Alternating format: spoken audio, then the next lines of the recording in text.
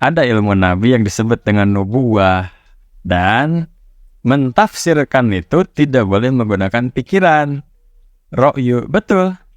Nah, ketika mentafsirkan berdasarkan pikiran yang sudah diberikan pencerahan dengan nubuwah atau keilmuan nabi, itu bagaimana? Contohnya bagaimana? Misalkan, bagaimana seseorang ketika ditanya mencoba mentafsirkan atau mengkira-kira yang ada di Quran ketika Al-Quran berbicara Nabi Isa diangkat ke langit. Ketika Nabi Muhammad perjalanan Isra dan Mi'raj, berbeda surat, itu perjalanan ke langit ke-7. Terus juga itu baru perjalanan ya. Nah, sebagian sepakat bahwa perjalanan di sini adalah ruhani. Lalu bagaimana menguraikannya berdasarkan pikiran dan berdasarkan ilmu Nabi itu tadi, baik jasmaninya ataupun rohaninya. Nah, di sini menjadi parameter yang terlihat sangat jelas sebetulnya kalau kita memang mencoba membawa redaksi yang disebut dengan nubuwah itu sendiri. Mungkin loh ya, karena ini juga harus disamakan perspektifnya. Pendapatku, pendapatmu gitu kan, ujinya bagaimana gitu loh. Nah itu. Lalu ketika mentafsirkan atau mengira-ngira ayat Al-Quran yang berbicara tentang langit yang terbelah, langit yang bagaikan itu di Quran surat Ibrahim, berbicara tentang hari kiamat, sebelum tiba padang mahsyar, bumi diganti dengan bumi yang baru, langit itu bagaikan timah atau tembaga yang mendidih, dan beberapa orang membawa redaksi, misalkan NASA sudah memberikan informasi. Nah, kita nih yang diancam gitu redaksinya ya, mentafsirkan berdasarkan ro'yu atau pikiran, dan mentafsirkan berdasarkan ilmu nabi disebut dengan nubuwah. Itu bagaimana cara mengurainya gitu loh. Jadi kebanyakan di sini, bukan kebanyakan ya, ada lah ya, yang memang punya berbeda pendapat, dan itu memang dua-duanya harus dibuktikan, kan begitu. Dengan kurun waktu yang kita punya, misalkan 50 tahun lagi sisa hidup kita, bisa nggak membuktikan hal itu? Terlalu jauh, dalam artian bagaimana kita lebih bisa membuktikan bahwa langit yang dimaksud ketika Al-Quran berbicara langit itu adalah rohani. Bagaimana mana yang lebih bisa dibuktikan gitu loh.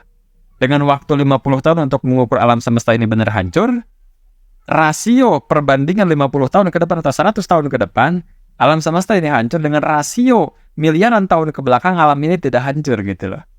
Itu soal kurang relevan gitu loh, kurang pas kita membandingkan rasio 100 tahun ke depan dengan miliaran tahun ke belakang gitu loh. Perbandingannya 0, sekian gitu. Lalu relevansi kebenarannya gimana gitu.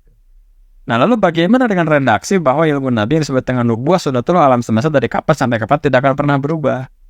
Nah, mentafsirkan di situ yang tertulis di Al-Quran, yang tersurat di Al-Quran, bagaimana tafsir tersiratnya yang tidak bertentangan dengan nubuwah atas sunatullah alam semesta itu sendiri. Sesat dan menyesatkan. Namanya,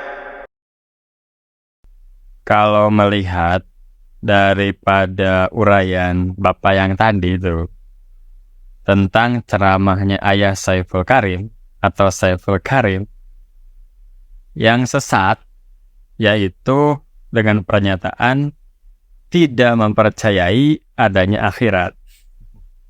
Gitu. Jadi sederhananya begini. Saya berjalan di sebuah kota yang ramai, banyak baliho, banyak tulisan. Nah, di situ misalkan ada foto SK dengan tulisan saya tidak percaya adanya akhirat. Begitu. Lalu saya mengartikan tidak ada akhirat itu, versi saya seperti ini, bahwa akhirat itu tidak ada. Yang mana uraiannya kira-kira begini. Saya yang awalnya meyakini, mengimani adanya akhirat, surga, neraka, yaumul hisab, padang mahsyar, yang ketika berbicara timeline atau waktu kejadiannya, itu akan terjadi setelah kematian, nyawa putus. Nah, atau ada tiupan sangkakala 3 kali. Tiupan pertama, tiupan kehancuran alam semesta. Tiupan kedua, tiupan matinya seluruh makhluk, termasuk malaikat yang meniupnya itu sendiri. Dan tiupan ketiga, tiupan kebangkitan. Nah, tidak percaya versi dengan uraian penjelasan yang bagaimana. Itu yang pertama.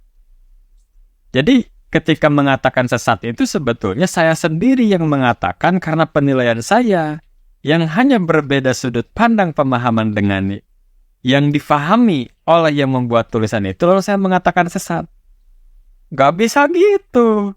Dangkal itu pemikiran saya. Padahal dia cuma nulis, saya tidak percaya adanya akhirat.